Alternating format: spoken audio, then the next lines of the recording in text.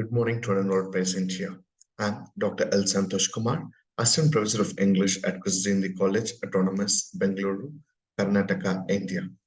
And today we are here to discuss on a particular topic titled Ecocritical Approaches in the Infamous Bengal Pig. Let us begin this intellectual deliberation with a discussion on eco-criticism. And when we talk about the term eco-criticism, it is my bound duty to quote the words of Cheryl Glodfelty, who is said to be one of the pioneers of eco-criticism. Cheryl Glodfelty, according to him, the definition of eco-criticism or the meaning of eco-criticism is the study of relationship between literature and physical environment. And most importantly, eco-criticism as a theoretical discourse, it can be traced back to classical Sangam literature. The classical Sangam literature is said to be the rudiments of various theoretical discourses. And also, at the same time, we as a human beings, we are supposed to accept the fact that we are not the crown of all creations created by God. Eco-criticism as a domain is creating an impeccable feeling and an impeccable discourses in the mindset of human beings. And today, the term eco-criticism has become an umbrella term under the term ecology, where we are able to study so many discourses like blue humanities, or even so many emerging trends like aquatic literature, and each and every natural resources, they create an impact in the field of ecology or eco-criticism. And most important thing when it comes to eco-criticism is that it talks about the importance of landscapes and how each and every natural resources are supposed to be preserved and protected. And another most important thing, eco-criticism, it talks about the importance of oral traditions. And when we look at the tribal society or the tribal system all over the world, they have got a rich legacy with them.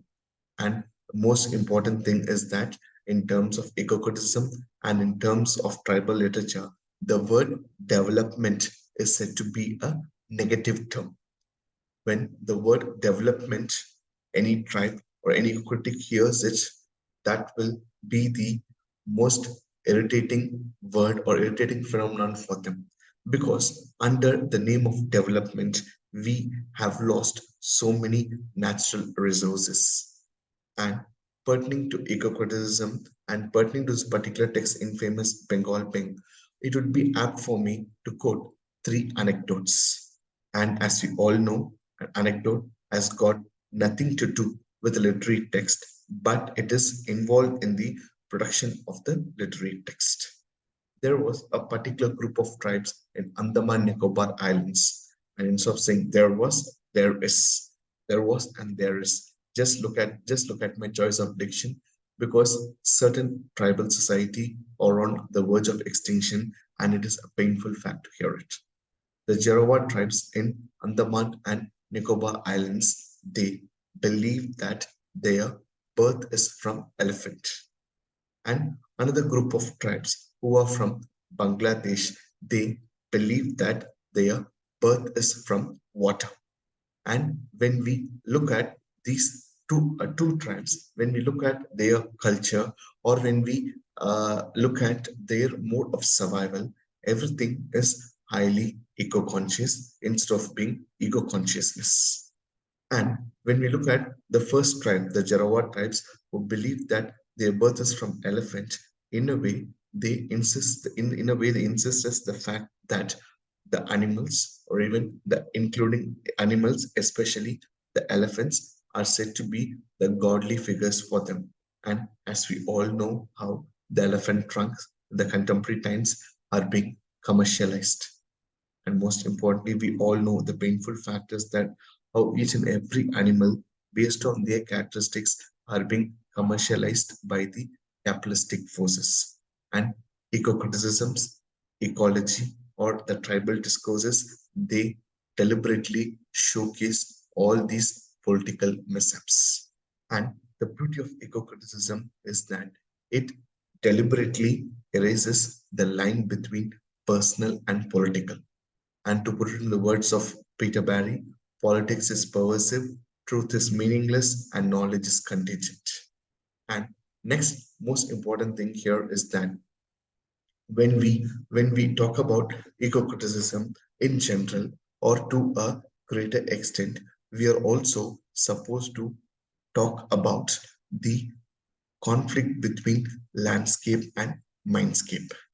And another most important thing here is that why do we talk about landscape and mindscape here is it's because the connection between the second anecdote which we discussed. The second anecdote is that a group of tribes in Bangladesh, they believe that their birth is from water. And the clear meaning of this, and the clear meaning is that each and every reservoirs or each and every riverbeds are said to be the birthplace of a civilization. To put it in other words, by looking at a particular riverbed or by hearing a particular name of a river, it would be easy for a tribe or it would be easy for Ecocritic to talk about the particular civilization. And when we talk about Mohenjo-daro and Harappa, the river granaries, it would be easy for every individual to talk about Indus Valley civilization. And when we talk about River Congo, the beauty of African or Africanness can be called out. Same thing when we talk about River Mississippi or when we talk about River Thames, the great River Thames in England, where almost all the poets like Edmund Spenser, who are known for their phenomenal work titled Epithalamion and Prothalamion, where they talk about the beauty of these rivers and how these rivers they construct their culture and how these rivers they determine the literariness of a text, and all these things can be culled out through riverbeds and through almost all the natural resources include which comprise of reservoirs or rivers, whatever it is. And just look at it, when these particular tribes when they consider, okay, when they believe that their birth is from water, just imagine and see the importance or the glory to water which are to be given, which are to be attributed by them. And the moment when they think that their birth is from water, by default, they will be not in a position to give up on any of their riverbeds or reservoirs, and most importantly, they preserve water. I still remember when I was doing my undergraduation in the year 2011 to 14, a professor of mine who told me that when he was doing his undergraduation studies, at that time, his professor told him that there will be a time where people will be spending money to get to get water bottles, or to even to get water. And at that time, including my professor, everyone they laughed in the class. But when you look back after that, now we are purchasing water, we are purchasing water bottles. That is the plight. When we look at it from the tribal perspective, or when we look at it from other scenarios, what happened is that none of them they will they will they try to have all through natural process, that is the natural ingredients or the um, natural ambience, it matters a lot for them. And that is what ecocridism or tribal discourses to a greater extent they want. And when these people, when they find any sort of displacement, displacement either physically or mentally, when they sense or when they undergo these displacements, by default, what happens is that they undergo a conflict, a mental turmoil that is between landscape versus mindscape. And that is the beauty of eco-criticism. And another beauty of eco-criticism is that it deliberately or it vehemently protests against the power structures who operate owing to political monopolization. And most importantly, it talks about how the land and how the natural resources and how the other ingredients of nature are being taken for granted by the man who thinks that nature is who thinks that nature is a tool or nature is a repository which is meant primarily for him or her. That is the beauty of eco-criticism. And next, we look at this particular slide. Okay, the infamous Bengal Bing. This particular text is being written by the famous writer Rajesh Parameswaran, and this particular story can be found in one of his collection, I Am an Executioner. And when we look at this particular text, it talks about the reconciliation or the love between the zookeeper and the Ming.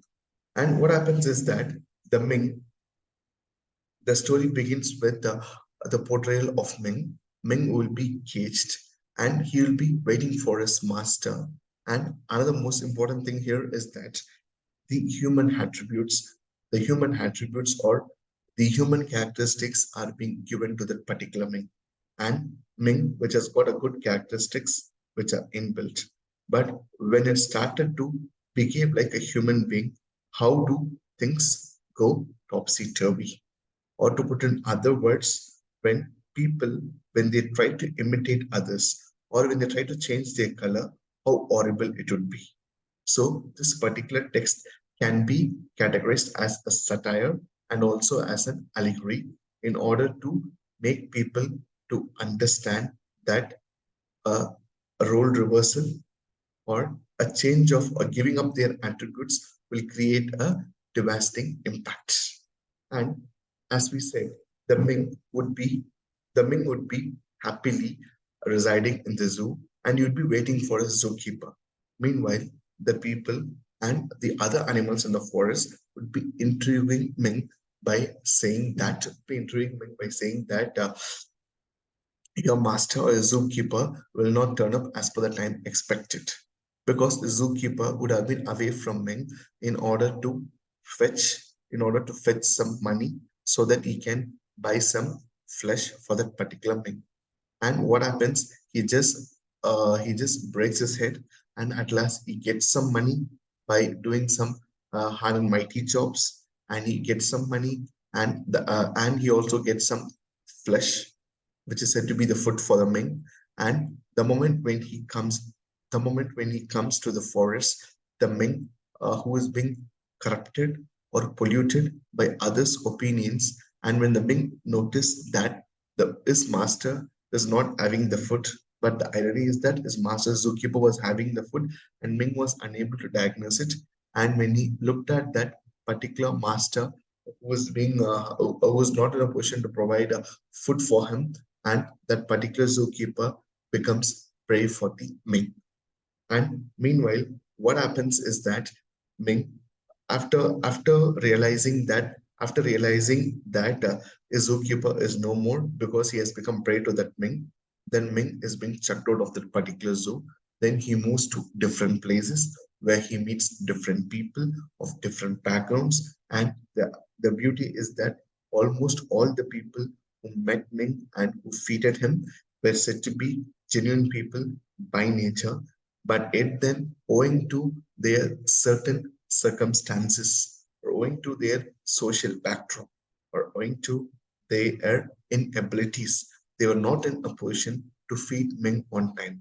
And the supreme irony is that since they were not in a position to provide a proper food, and almost all those people, they have become prey for this particular Ming. And what happened is that Ming at last undergo the concept of exhalation.